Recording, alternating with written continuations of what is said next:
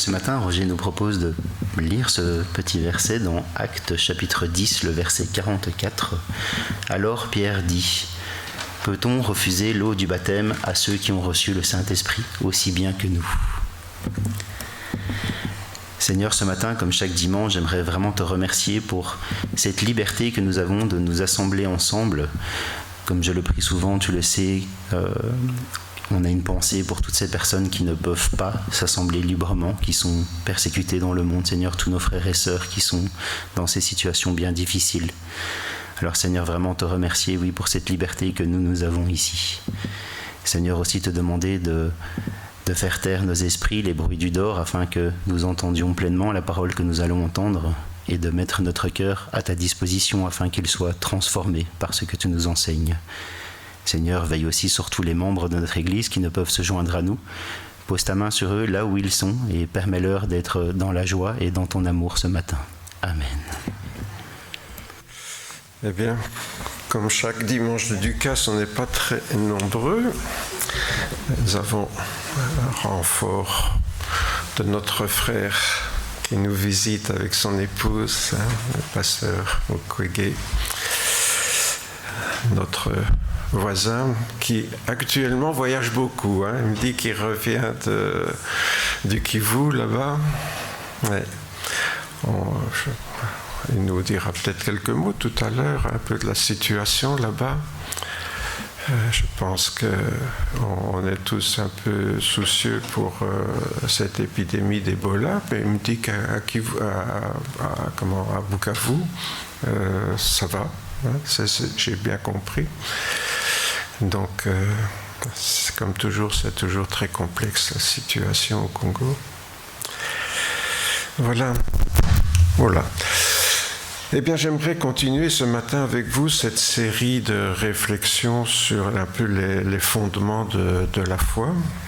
On a commencé au début des vacances, là, et nous sommes arrivés, comme je l'avais annoncé la semaine passée, à cette notion de plénitude, de remplissement du Saint-Esprit.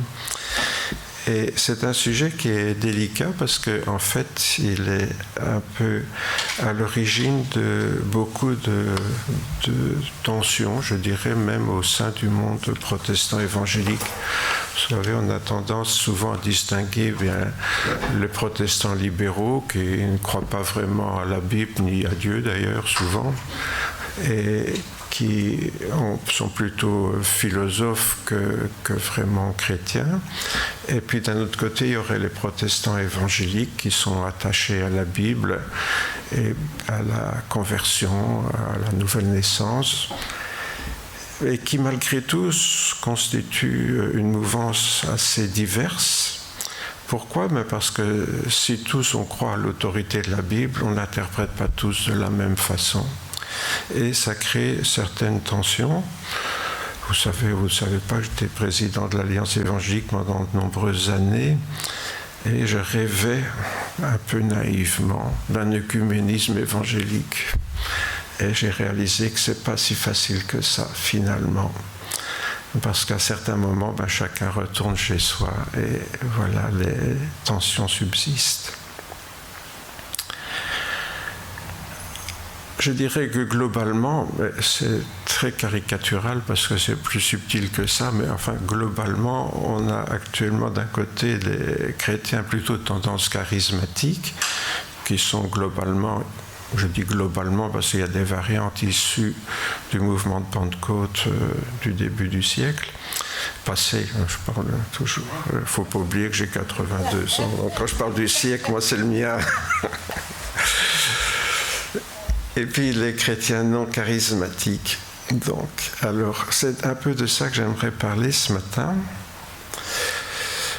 Parmi les différents charismes, donc, ou dons spirituels répertoriés dans le Nouveau Testament, les églises charismatiques mettent tout particulièrement l'accent sur la glossolalie, donc ou parler en langue, le don de prophétie, le don de guérison.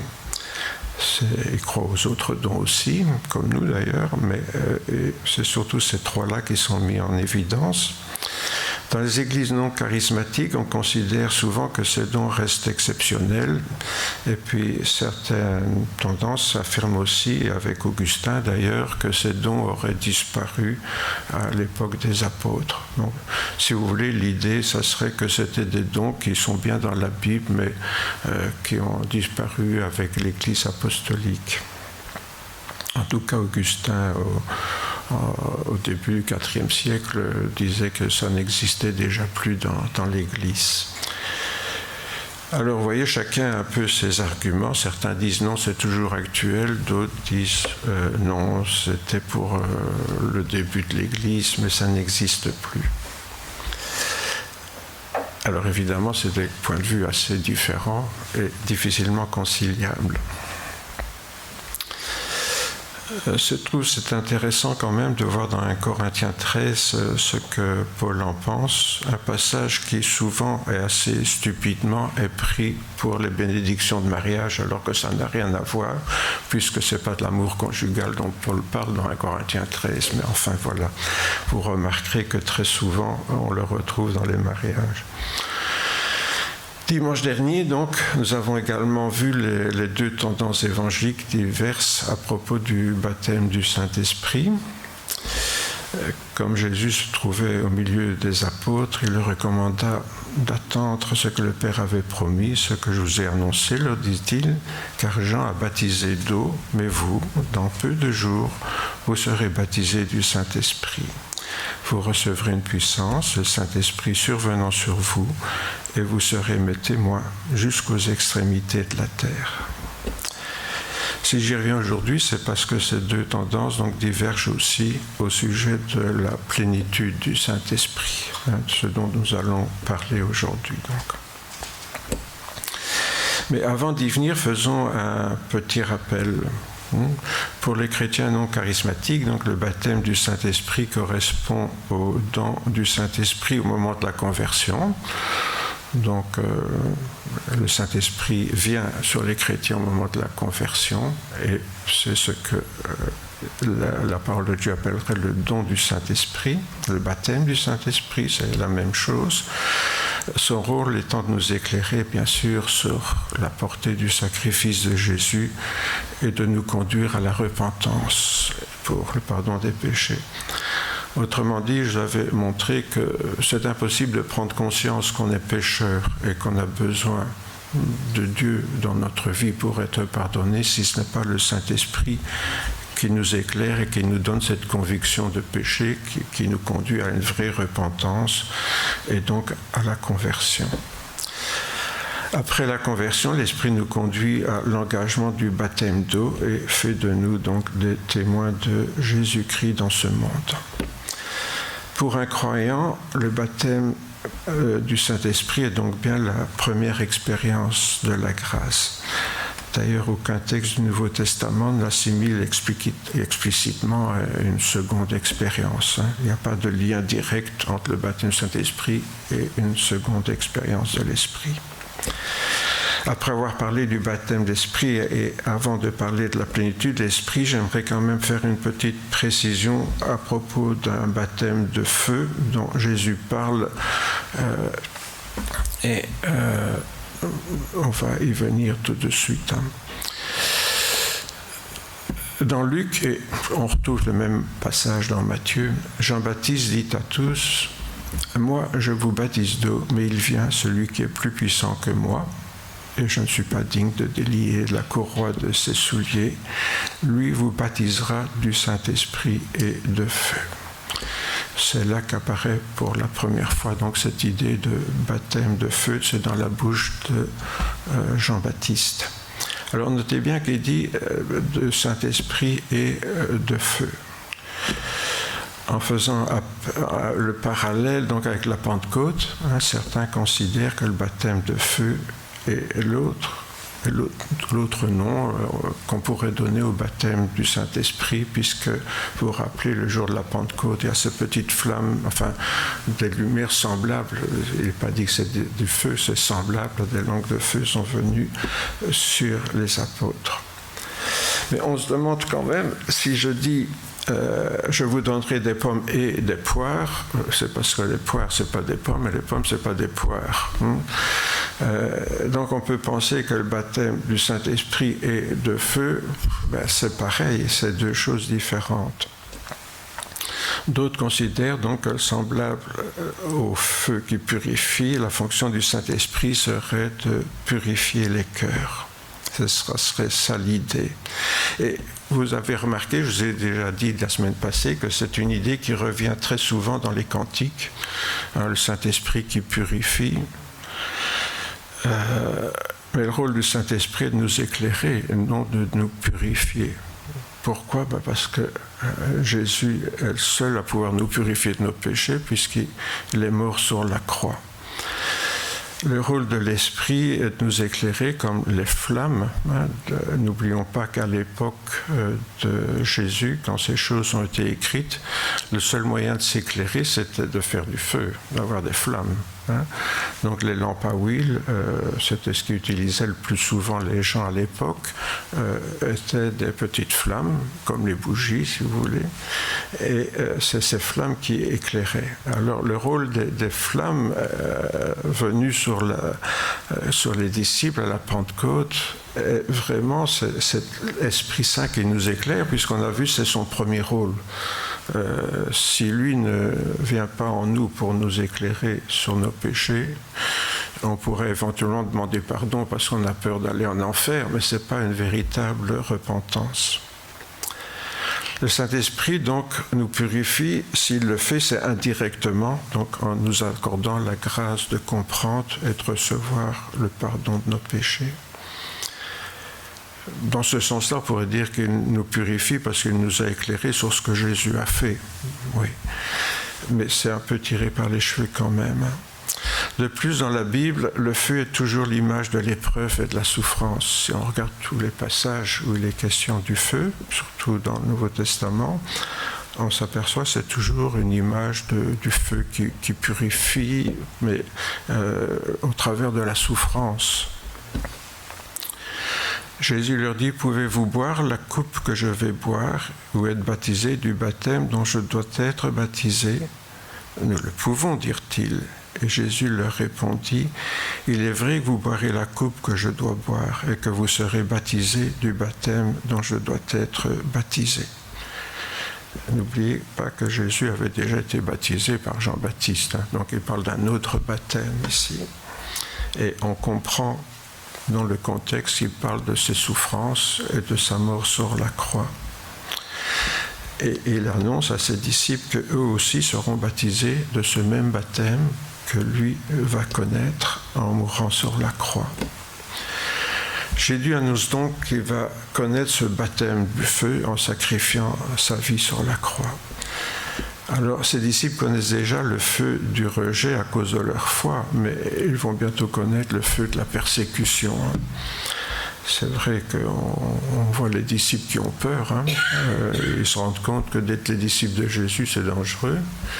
Mais bientôt, ils vont l'éprouver, puisqu'on sait que pratiquement tous les apôtres sont morts martyrs, sauf peut-être l'apôtre Jean, qui est mort de vieillesse en exil sur l'île de Patmos. Je suis venu jeter un feu sur la terre, c'est toujours Jésus qui parle, et qu'ai-je à désirer s'il est déjà allumé ? Il est un baptême dont je dois être baptisé, et combien il me tarde qu'il soit accompli. Donc Jésus confirme cette idée de ce baptême de feu. On voit que Jésus a encouragé ses disciples à sacrifier tout ce qui peut être une occasion de chute, juste avant, c'est-à-dire ce texte, Jésus le prononce juste après avoir dit « Si ta main est pour toi une occasion de chute, coupe-la, si ton œil est pour... » etc. Donc il vient de dire qu'il faut être prêt à sacrifier une partie de son corps plutôt que de le voir devenir une occasion de chute. Et Jésus confirme que telle est bien l'épreuve. Donc ce feu est l'image de l'épreuve, du sacrifice par lequel ils vont devoir passer et par lequel nous, d'une certaine façon, nous devons aussi passer en renonçant à tout ce qui peut être pour nous une source de péché. Chacun, dira aussi Jésus, sera salé de feu. Là aussi, on voit que Jésus insiste sur ce fait que c'est le feu qui doit être l'épreuve de notre vie, qui est la conséquence du salut. Ce n'est pas un moyen de salut, mais c'est la conséquence de notre salut. Alors il ne s'agit pas ici bien sûr de sacrifice physique, mais de sacrifice spirituel. Il ne s'agit pas de se couper une main ou un œil littéralement, c'est une image. Donc quand on parle de la purification du feu, on se rend compte que c'est lié à un sacrifice comme Jésus a connu en passant par la mort de la croix. L'apôtre va reprendre l'image du jugement à propos de nos œuvres. Lorsqu'il dit « personne ne peut poser un autre fondement que celui qui a été posé, savoir Jésus-Christ ». Or, si quelqu'un bâtit sur ce fondement avec l'or, de l'argent, des pierres précieuses, du bois, du foin, du chaume, l'œuvre de chacun sera manifestée, car le jour la fera connaître, parce qu'elle se révélera dans le feu. Le feu éprouvera ce qu'est l'œuvre de chacun. Si l'œuvre bâtie par quelqu'un sur le fondement subsiste, il recevra une récompense. Si l'œuvre de quelqu'un est consumée, il perdra sa récompense. Pour lui, il sera sauvé, mais comme au travers du feu. On voit ici ce feu qui brûle. Encore une fois, c'est l'épreuve. C'est l'épreuve du feu. Jésus utilise vraiment ce mot-là. Le feu éprouvera ce qu'est l'œuvre de chacun. C'est ce qui reste que Dieu prendra en compte. Et bien sûr, si on a bâti, on peut être chrétien et avoir toute sa vie, comme j'en ai parlé précédemment, travailler, mais avec nos idées, avec nos forces, avec nos pensées, sans nous préoccuper du plan de Dieu pour notre vie, ni du projet de Dieu, de ce qu'il veut nous donner comme action à faire pour lui, pour sa gloire. Et tout cela, on pourra le perdre si on fait des choses, mais qui ne sont pas le travail que Dieu nous demande de faire. Quand je dis Jésus-Christ est mon Seigneur, ça veut dire il est mon patron. Maintenant je suis pensionné, mais quand on va au boulot, c'est pour faire ce que le patron nous demande. On ne peut pas dire je vais au boulot puis je vais faire ce que j'ai envie. On ne garderait pas sa place très longtemps. C'est pareil avec la foi chrétienne. Nous sommes sauvés pour servir, mais servir, c'est faire ce que Dieu nous demande, c'est pas faire ce que nous on a envie de faire pour lui.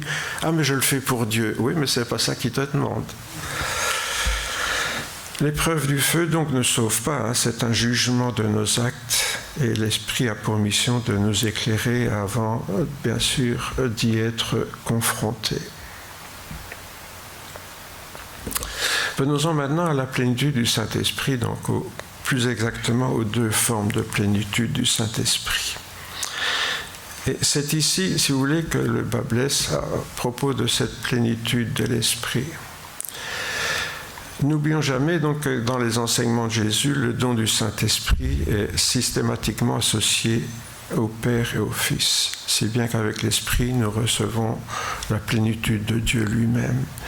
Je vous ai fait remarquer dimanche passé que chaque fois qu'il est question du don du Saint-Esprit, d'une façon ou de l'autre dans le texte, Jésus et le Père sont associés. C'est Jésus qui demande à son Père de nous envoyer l'Esprit, mais d'une façon ou de l'autre, c'est toujours toute la plénitude de Dieu qui est associée au don de l'Esprit. On ne reçoit pas une partie de Dieu, on reçoit Dieu. mais c'est le Saint-Esprit qui joue son rôle, parce que chacun a son rôle différent au sein de ce qu'on appelle la Trinité. Je préfère parler de la triunité plutôt que de la Trinité, mais bon. À ce propos, nous avons d'ailleurs vu que plus nous comprendrons et connaîtrons l'amour du Christ, plus nous serons remplis de toute la plénitude de Dieu. C'est important de comprendre que cette plénitude de Dieu, elle est liée à la compréhension et à la connaissance au sens biblique du mot, donc de vivre cet amour du Christ. C'est cela qui fait qu'on est vraiment rempli de cette plénitude de Dieu. Et vous allez voir l'importance de bien assimiler cette notion de plénitude de Dieu en nous. Bien sûr, c'est au Saint-Esprit qu'appartient le rôle de gérer la relation d'amour qui nous unit au Dieu trois fois saint, en qui donc les trois manifestations divines, Père, Fils et Saint-Esprit, sont indissociables. Chacun a son rôle au sein de cette plénitude divine. Le Dieu concepteur de notre salut, le Père, le Dieu réalisateur de notre salut, le Fils, le Dieu applicateur de ce salut, l'Esprit. Mais c'est le même Dieu. Pour bien comprendre les deux aspects, donc la plénitude du Saint-Esprit chez les vrais disciples du Seigneur, la Bible encourage une parabole qui éclairera les textes bibliques qui traitent ce sujet.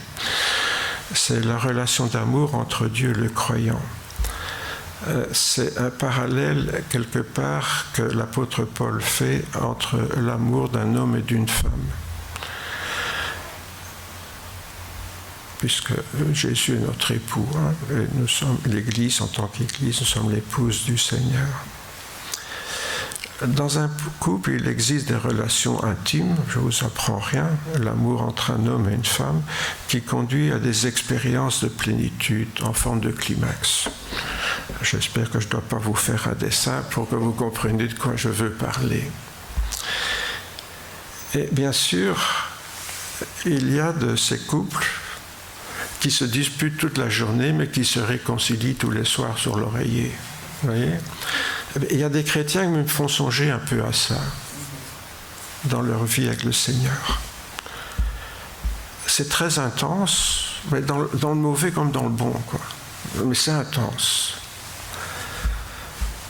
On peut parler, et c'est réel, vivre de réelles expériences de plénitude avec le Seigneur. Mais en même temps, le même couple va découvrir, en tout cas on peut l'espérer pour ceux qui restent mariés plus de 3 ans, aujourd'hui ça devient rare, mais je vois qu'il y a quand même quelques têtes grises parmi nous, donc voilà. On se rend compte qu'avec le temps, le couple peut vivre un état de plénitude où il fonctionne en osmose presque, où on pense la même chose en même temps, où on parle souvent je dis ça, j'allais le dire. Voilà, on est vraiment en communion, on veut faire les choses en même temps, la même intention en même temps. Autrement dit, on arrive à un état où on est en harmonie l'un avec l'autre, où il y a vraiment un état de plénitude au sein du couple. Et je trouve que c'est avec raison que cet exemple nous est donné dans la Bible, parce que ça correspond aussi au vocabulaire biblique. Et ce que je veux dire, donc, c'est que notre relation avec Dieu peut connaître des expériences, des moments forts, mais ça ne suffit pas. Il faut aussi avoir progressivement des états de plénitude. Mais on ne peut pas non plus demander à un jeune couple de vivre comme un vieux couple. Voyez ? Donc, les deux sont nécessaires, mais sont différentes. Elles se complètent. Alors, je suis, et Françoise aussi d'ailleurs, nous sommes des enfants de la Pentecôte. Nous venons de l'église de Pentecôte. On nous a beaucoup parlé de ces expériences de plénitude. Et puis c'est en Afrique d'ailleurs que j'ai découvert qu'il y avait aussi des vrais chrétiens qui ne parlaient pas de ça, mais qui parlaient plutôt d'un état de plénitude. Et ça m'a paru un peu étrange, parce que tous les deux s'appuyaient sur des versets bibliques, mais ils n'étaient pas d'accord. Ils n'avaient pas la même conception de la plénitude. Pour les charismatiques, donc, le baptême de l'Esprit est une expérience de plénitude distincte de la conversion, mais qui peut être l'objet de renouvellement et même, c'est une expression que j'ai entendue, de rebaptême de l'Esprit. Pour les non-charismatiques, donc, la plénitude du Saint-Esprit est un état de plénitude qui grandit avec la sanctification et la consécration. Et donc, deux conceptions qui parfois devraient se compléter, mais qui parfois se trouvent chacun dans leur demi-vérité. Donc, comme j'ai connu diverses églises, j'ai découvert que chacun défendait la moitié de la révélation biblique, puisque le Nouveau Testament reconnaît ces deux possibilités, et comme je viens de le dire, en usant d'un vocabulaire différent, en usant de mots différents. En grec, l'expérience de plénitude du Saint-Esprit s'exprime par l'idée d'un remplissement, quelque chose d'actif. Donc, il y a des verbes actifs et des verbes passifs. Il y a d'ailleurs la voix active, la voix passive en français. Bon, en hébreu, c'est différent, mais on a donc cette idée d'une action de remplissement. C'est surtout le grec pléto qui se retrouve donc sous la plume de Luc. Alors j'ai repris ces textes dans la Bible, dans le Nouveau Testament. Dans l'évangile de Luc, on voit Jean-Baptiste, donc, qui sera rempli du Saint-Esprit de Sainte sa mère. Lors de la visite de Marie, Élisabeth fut remplie du Saint-Esprit. Lors de la naissance de Jean-Baptiste, Zacharie fut rempli du Saint-Esprit. Oui, cette idée de remplissement, donc, toujours. Dans les Actes des Apôtres, lors de la Pentecôte, les 120 furent remplis du Saint-Esprit. Pierre, devant le Sanhédrin, prenant la parole, est rempli du Saint-Esprit. Les disciples de l'Assemblée furent remplis du Saint-Esprit.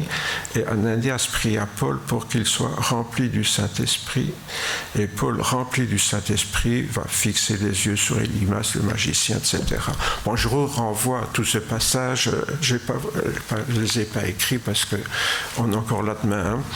Mais donc vous voyez toutes ces personnes qui vivent une expérience de remplissement du Saint-Esprit. Bon.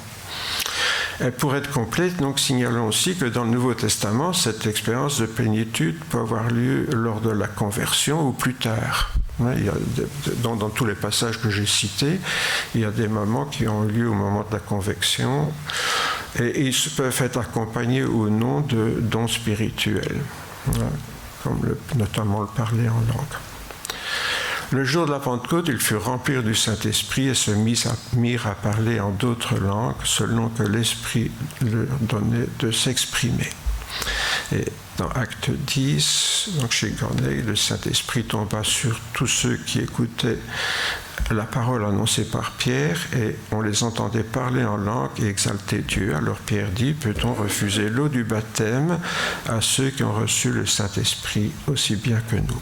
Donc je reprends là deux passages que je viens de citer plus haut, mais pour vous montrer que dans certains cas, donc, ce remplissement, disons comme ça, ce remplissement du Saint-Esprit peut être accompagné de manifestations telles que le parler en langue. De là est venue l'idée, qui à mon avis est fausse, selon laquelle la plénitude du Saint-Esprit devrait toujours être attestée par un parler en langue. Et comme je vous le disais, étant jeune, j'étais tellement convaincu de ce qu'on m'avait enseigné dans ce sens-là, que dans mon désir de servir Dieu en Afrique, je me suis dit, je ne peux pas partir comme missionnaire, vu que je ne parle pas en langue, je peux pas avoir un travail spirituel, donc je vais étudier l'agronomie pour aider les missionnaires. Bon.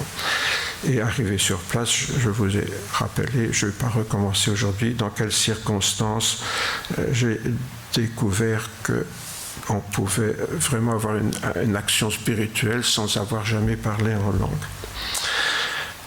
Notamment donc, quand j'ai vu toute cette assemblée dans l'école qui tombait à genoux, repentant parce que je prêchais ce jour-là.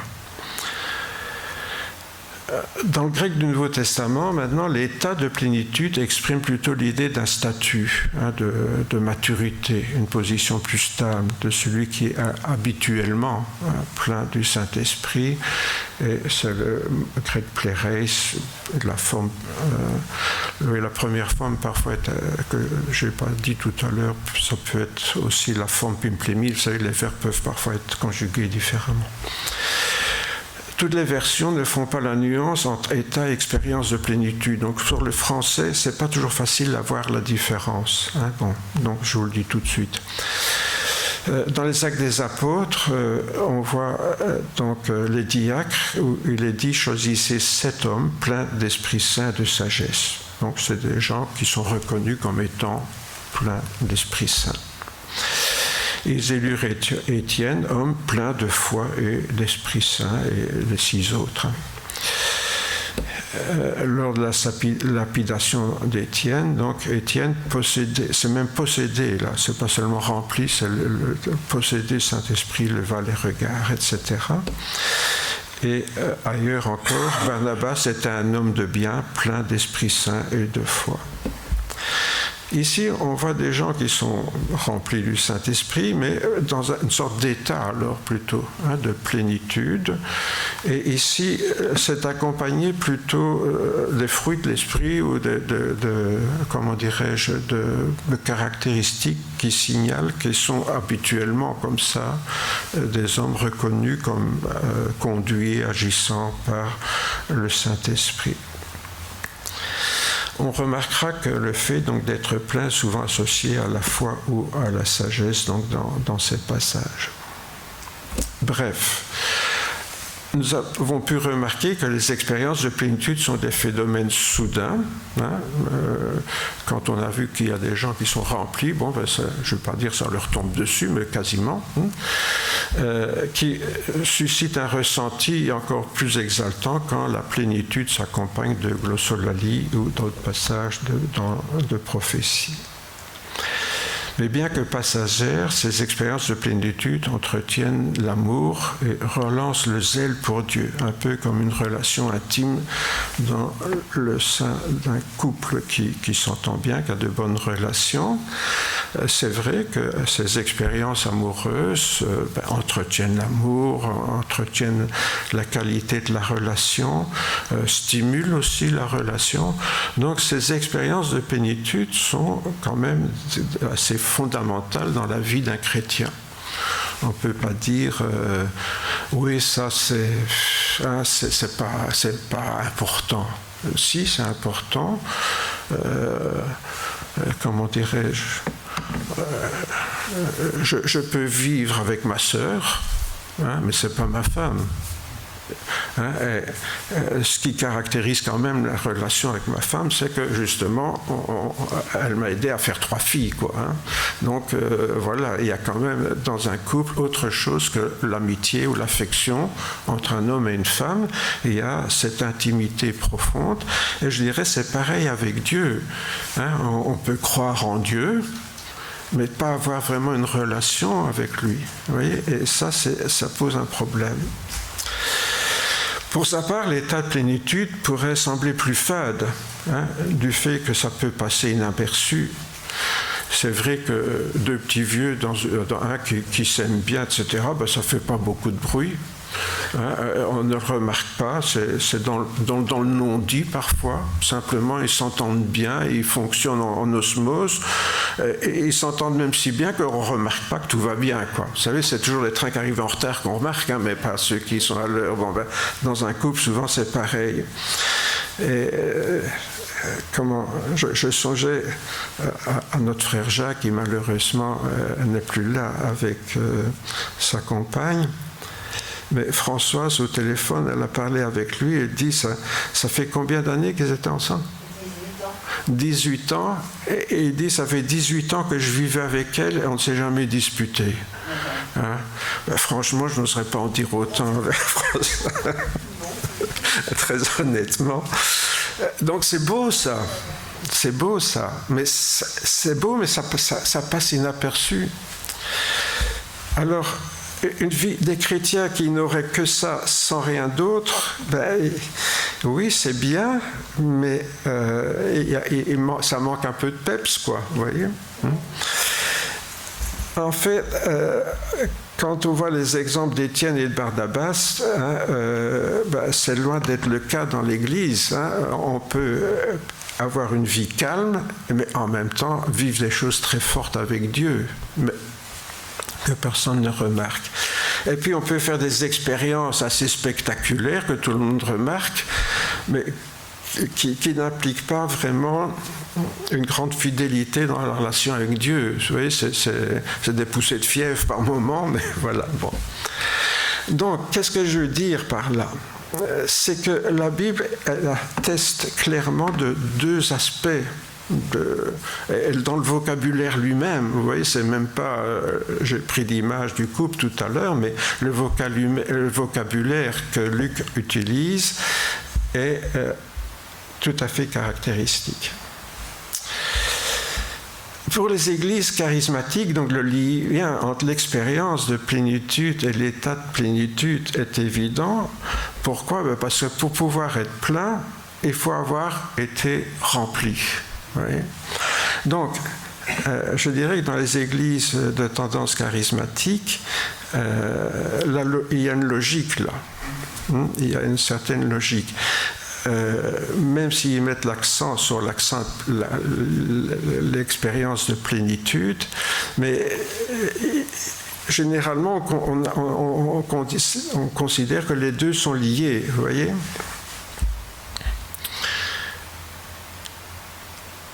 Ce remplissement donc, du Saint-Esprit serait important puisqu'il serait l'expérience qui permet d'entrer dans une vie chrétienne pleinement spirituelle, hein, c'est-à-dire charismatique, comme on l'appelle aujourd'hui. Je parle par rapport à ma jeunesse où on ne parlait pas encore de ça. Le problème, c'est que dans le Nouveau Testament, le médecin Paul semble être le seul chrétien charismatique, puisqu'il est le seul à parler de plénitude du Saint-Esprit. Or ça, on n'en parle pas souvent. Est-ce que vous saviez que Luc était le seul chrétien charismatique dans la Bible ? Il est le seul à parler de la plénitude du Saint-Esprit. Il parle des deux formes de plénitude, mais il est le seul. Vous ne trouvez pas ça bizarre, vous ? Vous savez que moi j'ai la spécialité de trouver tout ce qui est bizarre. Hein? Surtout ceux qui viennent à la réunion de prière le savent. Hein? Je leur pose chaque fois un piège, une question piège à chaque question. De toute évidence, au sein de l'Église apostolique, Luc ne peut pas être le seul à avoir connu cette expérience de plénitude du Saint-Esprit ou cet état de plénitude du Saint-Esprit. Je ne sais pas, moi ça me paraît évident. Alors, question, pourquoi est-ce que les autres apôtres n'en parlaient jamais ?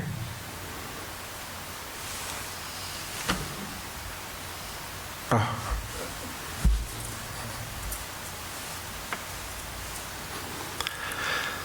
Mais pour moi, il y a une réponse qui s'impose parce que Luc utilise une image pour exprimer une réalité spirituelle que les autres expriment autrement.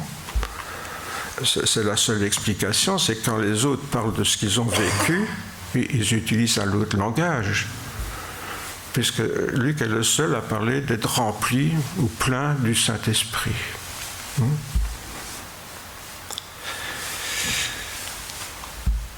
L'idée d'être comme des bouteilles que l'Esprit devrait remplir pour nous rendre spirituels, bien sûr, n'est qu'une image. Et malheureusement, cette image, elle est parfois comprise au premier degré. Vous voyez ?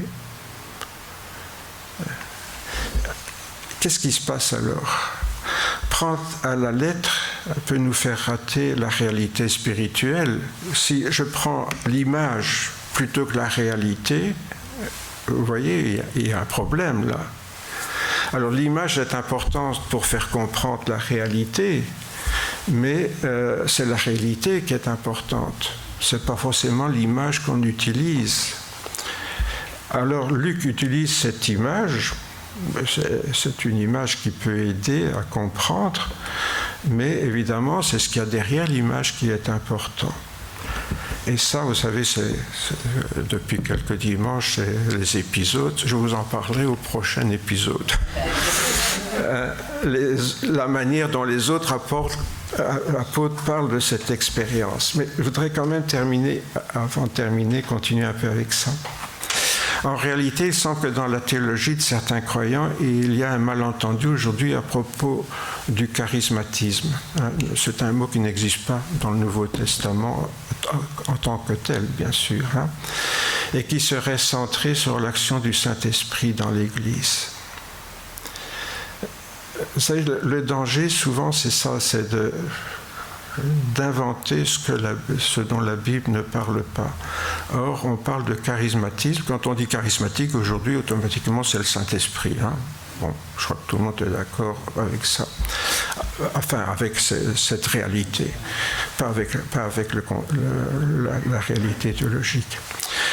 Les adeptes donc, de cette doctrine, pour eux, toutes les manifestations de la puissance du Saint-Esprit, c'est charismatique.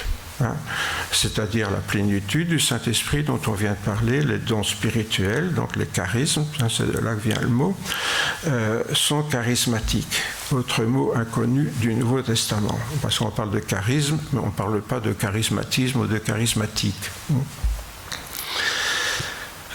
Autrement dit, les chrétiens charismatiques seraient les seuls chrétiens vraiment spirituels, étant les seuls à bénéficier de la puissance du Saint-Esprit pour accomplir l'œuvre de Jésus-Christ. Les chrétiens non charismatiques seraient donc condamnés à demeurer charnels et stériles, donc dans le travail pour le Seigneur, comme je le croyais étant enfant d'ailleurs. Parce que cette conviction de posséder une supériorité spirituelle sur les autres chrétiens, ça peut expliquer la condescendance de certains chrétiens charismatiques quand on a des réunions communes. Ce que j'ai vécu pendant, comme je l'ai dit, plus de 10 ans comme président de l'Alliance.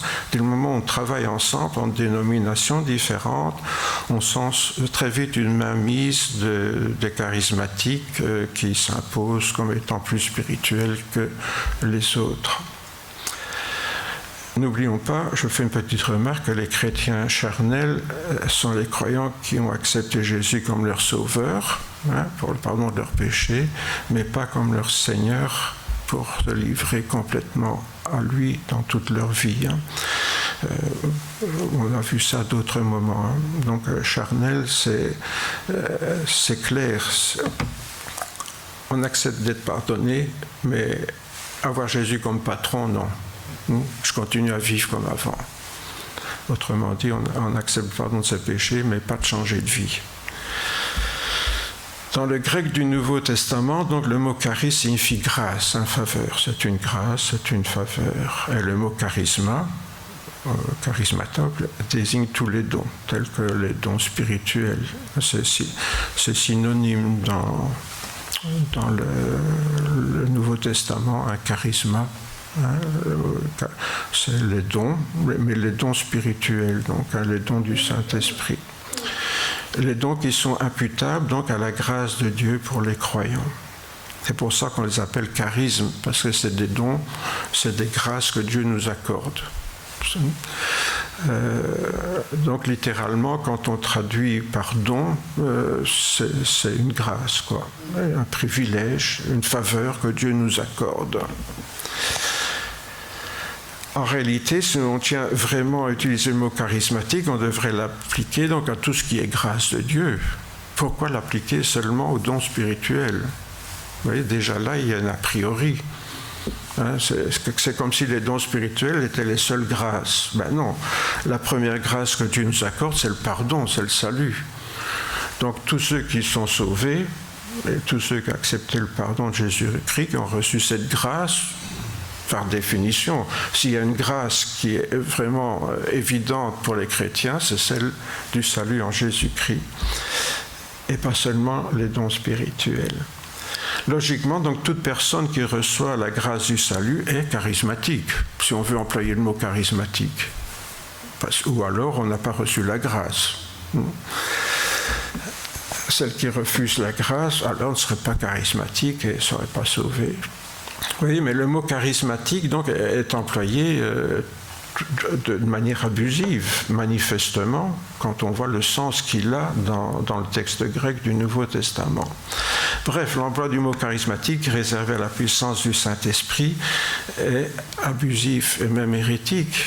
Vous voyez, pourquoi réserver le mot charismatique à la puissance, manifestation de puissance du Saint-Esprit, alors que tout ce qui est grâce est charismatique. Vous voyez.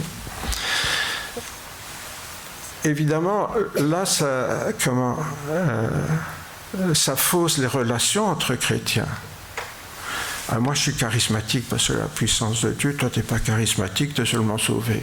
Ben, non, vous voyez, il y a quelque chose qui ne va pas là. Et ce qui me dérange, encore vous l'avez compris, moi je suis ouvert tout à fait aux deux aspects de la plénitude du Saint-Esprit. Je dirais heureusement pour moi. Mais ce qui me fait un peu mal, c'est tout ce qui divise les chrétiens. Et on voit que ce qui divise souvent, c'est des abus de langage comme celui-ci. Mais alors que penser de l'usage exclusif du concept de plénitude de l'esprit qu'on trouve chez Luc? Parce que c'est quand même Luc qui a un peu provoqué ça, quelque part, en étant seul à parler de plénitude du Saint-Esprit. Le médecin bien-aimé, comme l'appelait Paul, bon, il nous joue un peu un mauvais tour, là, quelque part. Comme on l'a dit, ce concept n'est qu'une image pour décrire une réalité spirituelle bien plus complexe qu'un simple remplissage. Et que les autres apôtres apportent avec un vocabulaire beaucoup plus diversifié. Résumons-nous donc. Lorsqu'il a entrepris d'écrire la vie de Jésus et des apôtres, n'oublions pas que Luc n'était pas un des apôtres, c'était le médecin de Paul, mais qui, on le voit après le chapitre 12 dans les Actes, on le voit bien parce que avant il parle des apôtres à la troisième personne, il, etc. Puis à partir d'un certain moment, il dit nous. Alors ça veut dire qu'il est avec eux, là, avec Paul et Barnabas, mais surtout avec Paul. Donc, lorsqu'il a commencé à écrire la vie de Jésus et des apôtres, le médecin qui était Luc, c'était un peu un intellectuel. Il a fait un travail apparemment de reporter. Il a interviewé un peu tout le monde. Il a lu tout ce qui avait déjà été écrit sur le sujet, notamment les autres évangiles, et donc, en tout cas, sûrement l'évangile de Marc, mais sans doute d'autres aussi. Et donc, il a fait une synthèse de tout ça, et hop, il nous a tapé son évangile, et puis il a continué avec l'histoire des premiers apôtres. Bon, voilà. Donc voilà notre médecin, écrivain, reporter, voilà, comme vous voulez, qui écrit la vie des apôtres. Et pour parler de ces expériences spirituelles que les apôtres avaient prises, ils vont utiliser donc cette image de plénitude de deux façons différentes. Il en parle donc comme d'une expérience, grec plutôt, lorsqu'il s'agit d'un événement soudain, plus ou moins spectaculaire parce qu'il y a d'autres manifestations. Et il en parle aussi comme d'un état lorsqu'il s'agit d'un comportement, d'une certaine maturité spirituelle.